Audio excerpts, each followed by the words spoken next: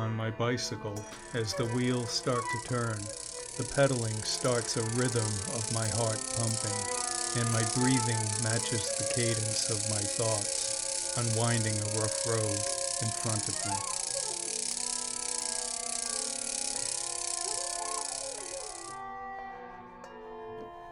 Leading to my mountain ascent, where, pedaling heavy,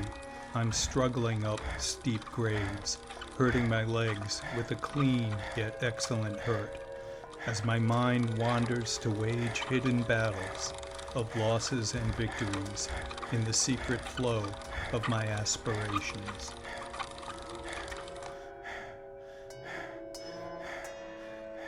Then, reaching my summit, I take stock of the view of a world spread out beautiful below me,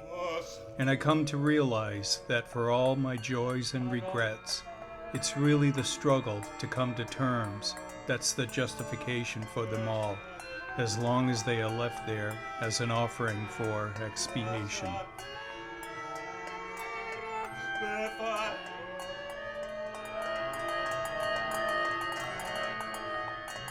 And with his accepting it, I'm transformed, somehow lighter, slick, and cutting through the air,